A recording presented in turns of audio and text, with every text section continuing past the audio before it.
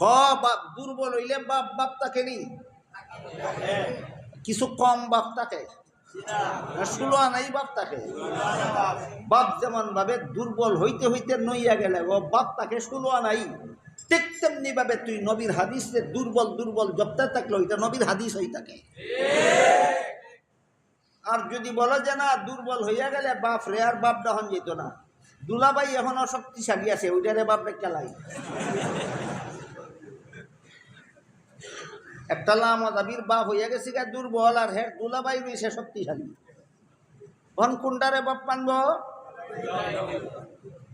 দুলাভাইরে বাপ মানতে যদি মনে না চাইতে দুর্বলটারে তুই বাপ মান তুইব।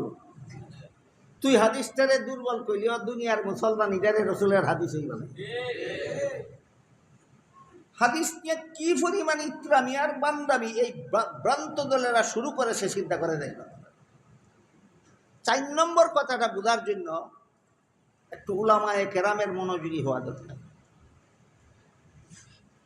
কিছু হাদিসের বর্ণনাকারী যোগ্যতার মধ্যে দুর্বলতা আছে। রসুলের কথাই দুর্বল না বর্ণনাকারীর যোগ্যতা দুর্বল? এই ধরনের দুর্বল যোগ্যতা সম্পন্ন বর্ণনাকারীদের বর্ণিত হাদিসকে ইলমে হাদিসের পরিভাষায় যঈফ হাদিস বলা হয়।